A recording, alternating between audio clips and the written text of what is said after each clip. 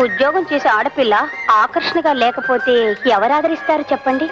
అందులోనూ రాత్రిపూట మీ దగ్గరికి వస్తూ. క్షమించండి ప్లీజ్. జాగ్రత్తగా పంచే. ఇంకో టైపిస్ట్ పెట్టలే. వెళ్ళి నా మాట విను. రోజా నేను రమ్మలేదు, ఆమె వచ్చింది. మీరు రమ్మంటేనేగా వచ్చాను. ఆహా, ఏమి నాటకం ఆడతారండి? నాటకం ఆడింది నేను కాదు, నువ్వు. నువ్వు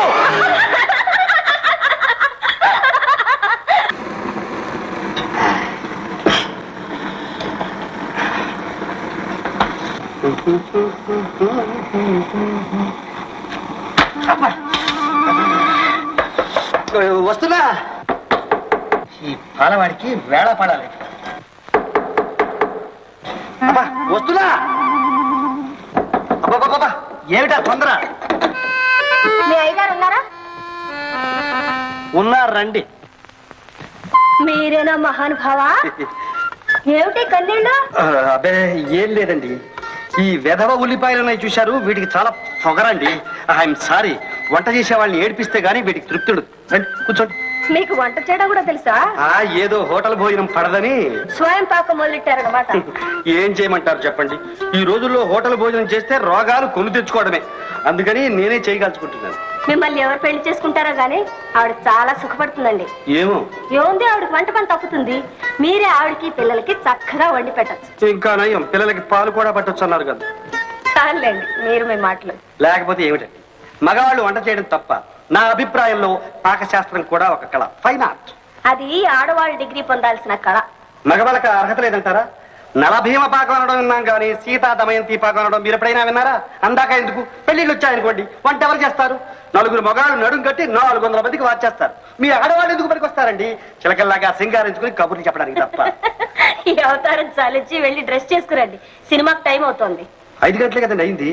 అన్నం పూర్తయింది, కూర కూడా 10 నిమిషాల్లో పూర్తి చేసి. కూర లేదు, నారా లేదు. ఇవాళ భోజనం మా ఇంట్లోనే ఏర్పాటు చేసి వచ్చాను. మా ఇంట్లోనూ ఏర్పాటు చేశాను మీకోసం టిఫిన్. తెస్తారండి.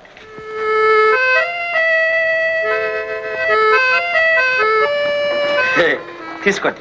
పాపం నా కోసం చాలా శ్రమ పడ్డట్టున్నారే. మరి ప్రొప్రైటర్ గారి కూతురు రాకరాక మా ఇంటికి వేయించేస్తే ఈ మాత్రం మర్యాద అయినా చేయకపోతే బాగుండదంటారు. అదే అదే తీసుకోండి, dress change చేసుకొస్తాను.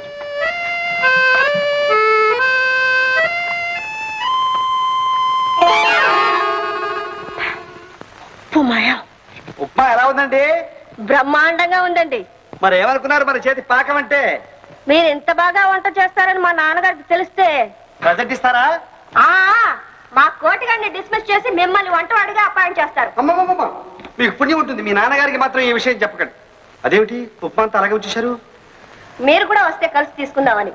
Thank you. Just 1 second, ఇప్పుడే వస్తాను.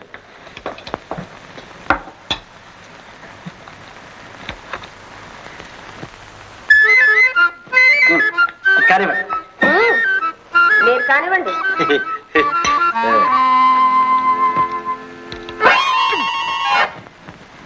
ఏమిటి అలా దూసిపోయారు? ఏం లేదండి, ఉప్మా చాలా బాగుంది కదండి. భలే బాగుంది.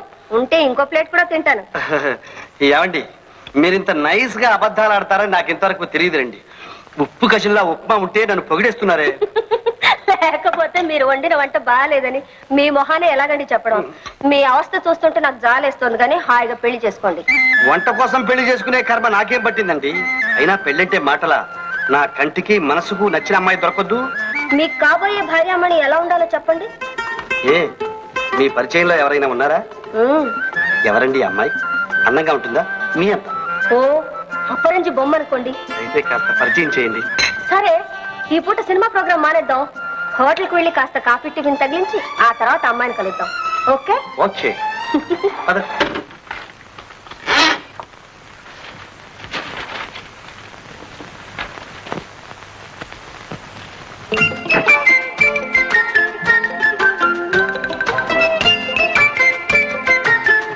హరి ఉండరా. ఆ పిల్ల టైప్ చేస్తూ ఉంటే పియానో వాయించినట్టుందిరా. అసలు ఆఫీసే కళకళలాడుతూ ఉందిరా. ఆ వెధవ పినుగు ముసలి టైపిస్టు ఇంకో 2 నెలలు సెలవు పెట్టి అడగకూడదు. ఏమిటి?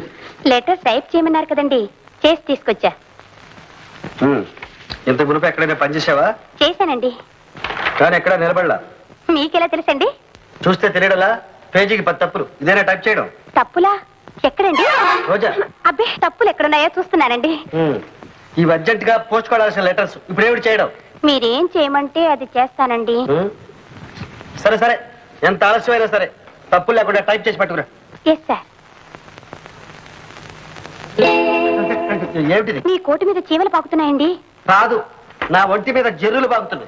అయ్యో, కోటు విప్పండి, దులుపుతా. మిస్ రోజా, వెళ్ళు, మర్యాదగా వెళ్ళు.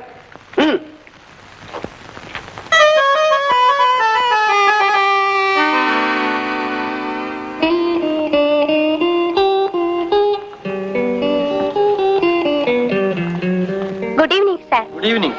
ఏమిటి రాత్రిపూట వచ్చావు? కోప్పడ్డారుగా, ఇవన్నీ టైప్ చేసి తీసుకొచ్చేటప్పటికి ఈ టైం అయింది. పొద్దున్నే ఆఫీసులో ఇవ్వచ్చుగా. అక్కడ అందరూ ఉంటారు కదండి. ఏమిటి?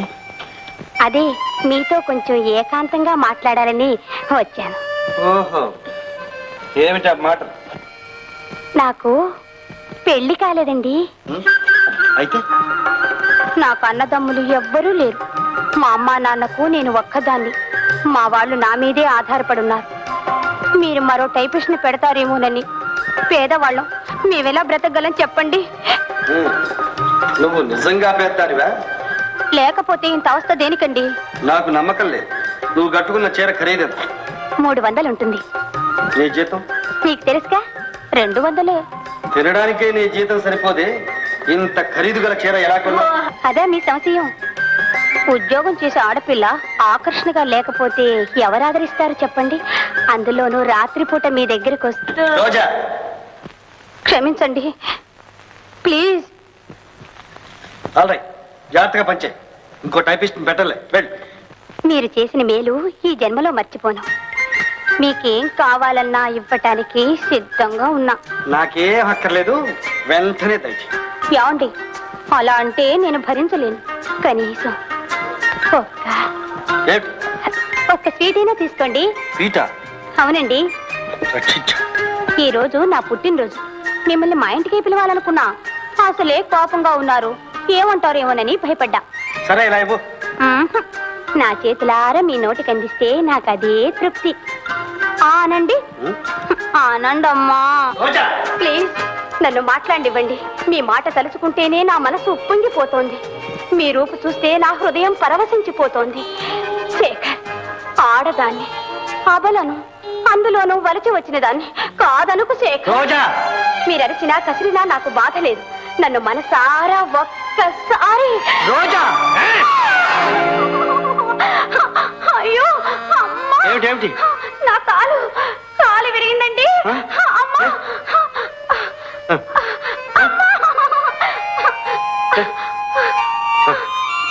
అమ్మా,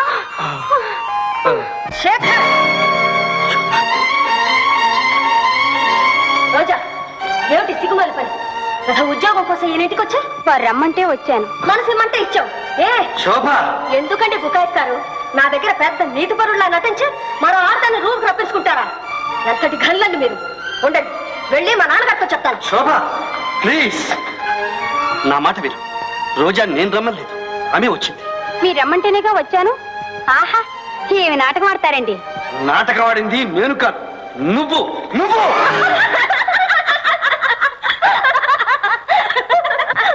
ఏమిటి శోభ, ఏమిటిది?